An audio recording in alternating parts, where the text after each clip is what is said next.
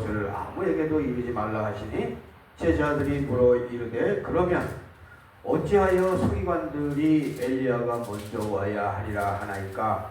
예수께서 대답하여 이르시되 엘리야가 과연 먼저 와서 모든 일을 회복하리라.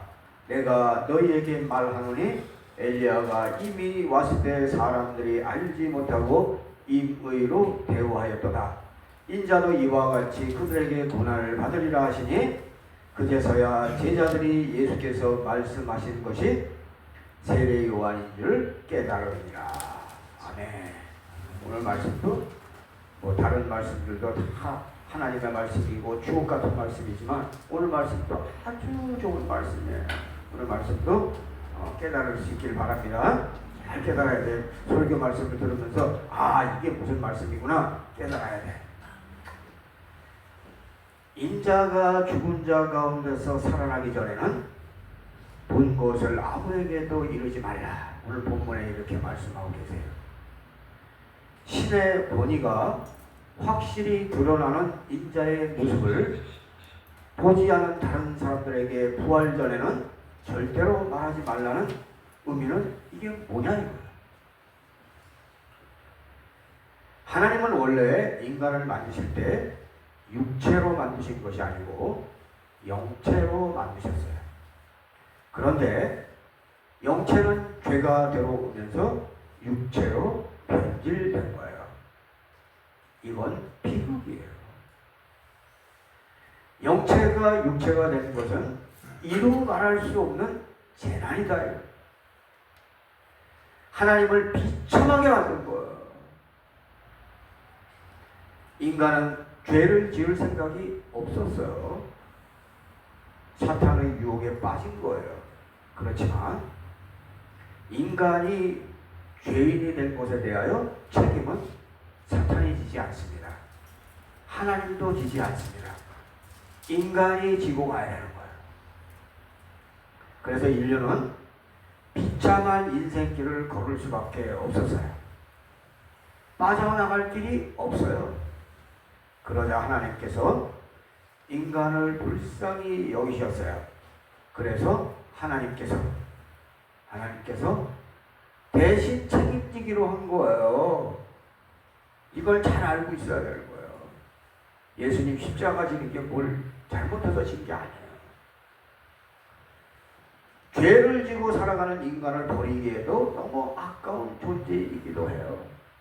그렇지만 죄를 짓고 살아가는 모습은 하나님의 진노를 사지 않을 수 없는 거예요.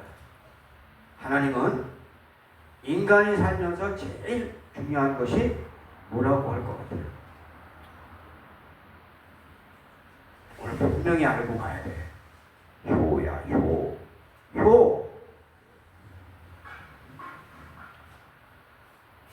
부모님의 마음을 헤아리지 못하는 놈은 하나님의 마음도 헤아리지 못하는 것을 누구보다도 잘 알고 계세요. 부모님에게 죄만 짓고 걱정만 끼치고 산 인간들은 이 마지막 기회를 놓치면 안 돼. 죽은 부모님께 할 것이 없잖아. 그러면 살아계신 누구? 목사님에게라도 잘해야 되는 거야. 내가 내 얘기해서 좀 미안하지만 목사님한테 잘해야 돼. 부모님에게도 못해. 지금 살아계신 목사님에게도 엉망을 하면 또 기회가 올까? 일단은 없다고 봐야 돼. 인간은 하나님의 마음을 볼 수 있는 눈이 있기 때문에 하나님께서 인간을 위하여 희생하셨어요. 우리는 영물이다 이거예요. 하나님의 마음을 헤아릴 줄 안다. 예수 그리스도께서 십자가를 지신 것이 매우 어려운 것임을 일단 우리는 알아야 돼. 그분도 지기 싫었어요. 그렇지만 지셨어요. 쉽게 십자가를 진 것이 아닌 것을 우리는 먼저 확실히 알아야 돼. 그분도 피해가려고 피눈물을 흘리면서 기도했어요. 고맙고 감사한 마음을 우리는 표현하면서 사나요? 주님 감사합니다의 표현은 절대로 예배 시간과 바꾸는 것이 없어야 돼. 주님 감사합니다 그러면서 예배는 빠져. 이거 뭔가 잘못된 거다. 이런 이유로 빠지고 저런 이유로 빠지는 것은 두 가지가 결여돼서 그래. 진심으로 감사하는 마음이 없던가, 아니면 감사한 마음은 있는데 빠지는 건 왜 빠지냐? 주님을 잘 모르는 거야. 주님께서 예배 안 빠지고 예배 드린 거에 대해서 보상해 준다는 믿음이 없는 거야. 그러니까 빠지고 그러는 거야. 안 빠져야 돼. 두 번째, 예배 시간 엄수만큼 중요한 게 또 있어요. 뭘?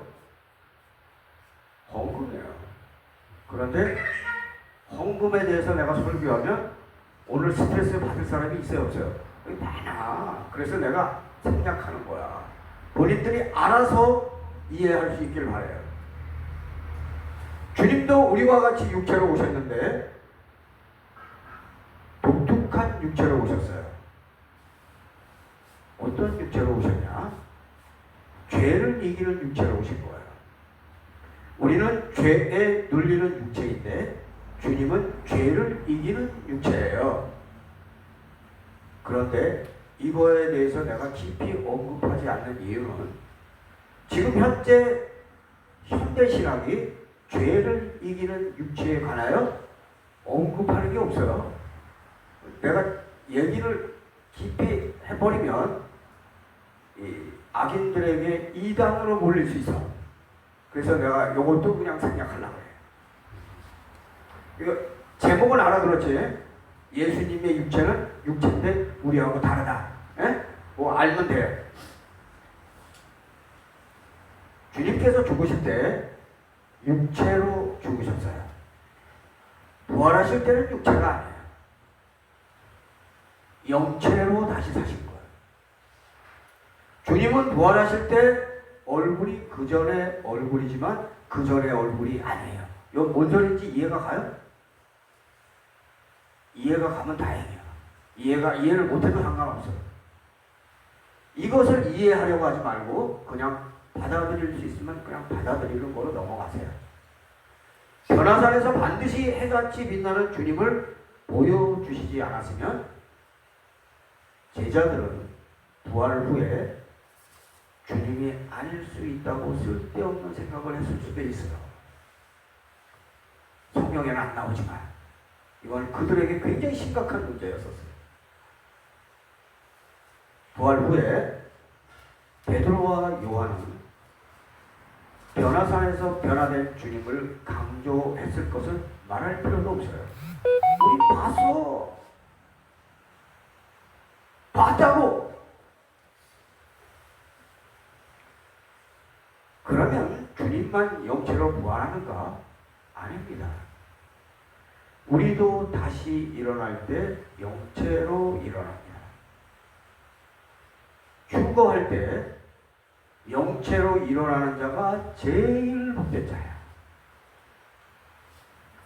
휴거가 뭔지 알죠? 주님께서 혼인잔치에 초대하는 자, 이들은 주님께서 너무너무 예뻐하는 자들이에요.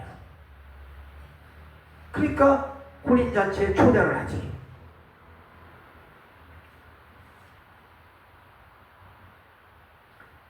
휴거하는 자가 되기를 진심으로 바랍니다. 초대 교인들이 왜 휴거를 갈망했는지 알아야 돼요. 주님을 위하여 자기의 인생을 포기하는 자는 받을 가능성이 있어요. 베드로와 요한, 그리고 사도 바울, 그리고 다른 사도들은 다 주님을 위하여 자신의 인생을 포기했어요. 그들은 다 휴거합니다. 문제는 만화교회에서 누가 휴거할 것인가? 이게 중요한 거야. 할 짓 다 하고 11조만 했으면 됐다라는 생각하는 사람 없겠지? 그건 잘못된 생각이야. 11절, 12절 보겠습니다. 엘리야가 과연 먼저 와서 모든 일을 회복하리라. 내가 너희에게 말하노니 엘리야가 이미 왔을 때 사람들이 알지 못하고 임의로 대우하였다가 인자도 이와 같이 그들에게 고난을 받으리라. 엘리야는 세례 요한을 말씀하는 거예요. 그거는 예수 그리스도를 대할 때 하나님 나라의 왕으로 대했어요. 세상 죄 지고 가는 어린 양이라고 선포했어요. 세례 요한도 휴거합니다. 만화교회에서 과연 누가 휴거할 것인가? 이것이 문제다. 답은 오늘 본문에 있어요. 내 인생 포기하고 주님을 위하여 고난을 달게 받는 자가 천국 가는 거예요. 휴거는 못하여도 천국에는 꼭 가야 돼. 휴거는 주님을 위하여 목숨을 바친 자가 아니라면 바라지도 마세요. 그러나 주님을 위하여 고난을 달게 받은 자는 천국에는 갈 수 있어요. 내가 즐길 시간에 전도하다가 욕먹고 봉사하느라 내 일도 나중에 미루는 자가 이게 천국 가는 거예요. 아무나 천국 가는 게 아니에요. 11조 했으면 할 거 다 했다라고 생각하는 자는 이거 진짜 불안해. 진짜 불안하다고. 돈도 바쳐야 하지만 시간을 바쳐야 돼. 교회에 빠지라고 말하는 자들은 거의 대부분 기본도 없는 자들이에요. 기본 믿음도 안 돼 있는 거야. 목사보다 더 헌신하고 더 헌금하고 더 희생했다면 몰라도 그렇지 않다면 그런 말 하지도 마세요. 우리는 겸허하게 살아야 돼요. 왜 그러냐? 신사참배를 허용한 자들의 후손인 것을 잊지 말아야 돼. 우리는 부족한 인간들이야. 그런 자들에게 지금 베풀어 주시는 하나님의 은혜는 너무나도 크고 놀라운 거예요. 매일매일 나를 죽이는 자가 아니면 정상적인 교인이 아니에요. 이만큼 신앙생활 했으면 됐지 라고 생각할 때 믿음은 안 자라는 거예요. 새벽마다 나를 죽이려고 해야지 목사님 말씀에 토를 다는 자는 믿음 자라는 거 내가 본 적이 없어요. 왜냐면 목사가 틀린 소리 하는 게 없거든. 근데 왜 토를 달아? 믿음이 자라면 고난을 받고 더 큰 고난을 받고 더 큰 고난을 이겨내면 순교자의 반열에 들어갈 수 있어요. 아무나 순교자 반열에 들어가는 게 아니다. 주님을 위하여 고난을 받고 살아가다 보면 진실한 교인이 되어서 주님을 만나게 돼요. 그러면 부족해도 이 세상에서 살아서 부활한다. 뭔 소리냐? 운명이 바뀐다. 요셉이 가정총무의 일을 잘 하니까 어때요? 고난이 오잖아요. 요새 새벽기도 시간에 요셉하고 있잖아. 고난을 잘 이겨내니까 감옥이라는 새로운 고난이 또 와요. 새로운 고난을 잘 이겨내니까 술 맡은 관원장과 관계를 맺는 새로운 일이 벌어지잖아요. 여기서부터 뭐가 보이기 시작하는 거예요? 국무총리가 보이기 시작하는 거예요. 여기까지는 안 보이는 거예요. 그리고 2년이 지나고 나서 요셉은 부활하는 거예요. 부활! 대국의 국무총리, 말이 국무총리지 그는 실질적인 대국의 왕이었어요. 성경에 보면 뭐라고 기록이 되어 있냐면 바로의 아버지라고 표현이 되어 있어. 바로의 아버지를 왕의 아버지.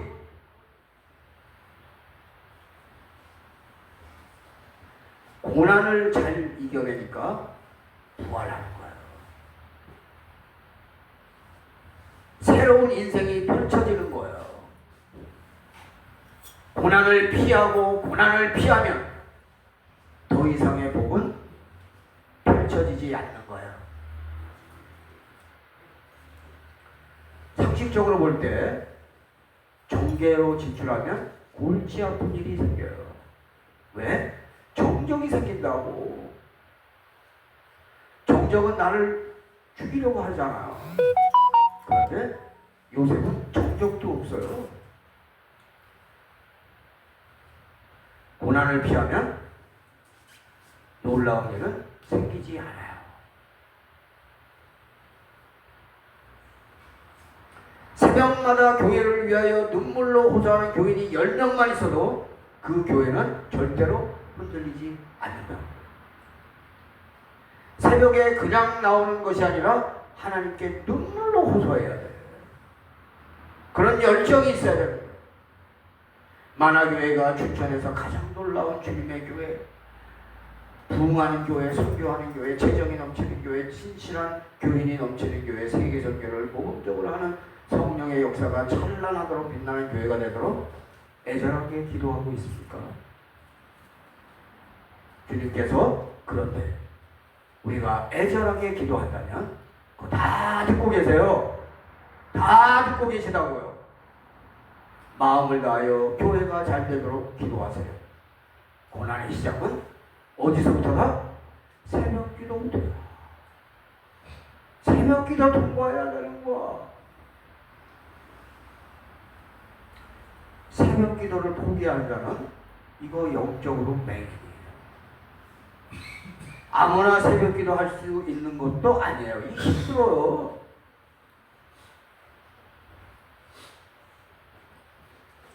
매일 새벽 기도 하는 거 힘들어요. 그래서 내가 매일 새벽 기도 하는지 점검하는 사람도 있어. 우리 교회. 딱 주일날만 되면 출석하는 교인이 있어. 그거 나 주일날 내가 새벽 기도 나오나 안 나오나 점검하는 거야. 내가 누구라고 얘기를 안 하겠어.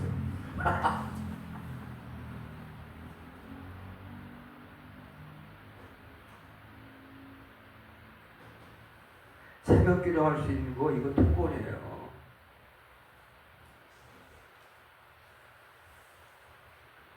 이제 죽을 날만 바라보고 있을 때 내 인생에서 가장 화려한 때가 어딜까 회상해 보면 새벽에 교회에 나와서 교회를 위하여, 목사님을 위하여, 교인을 위하여 기도한 거예요.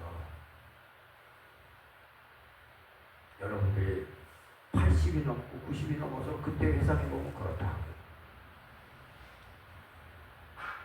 전도한 거예요, 사랑한 거예요. 품위 있게 신앙생활 한다고 고난을 피해갈 때 주님은 말씀대로 살지 않은 것을 책망할 수 있다는 것을 여러분들 기억해야 합니다. 오늘은 여기까지. 공헌하겠습니다. 216장입니다.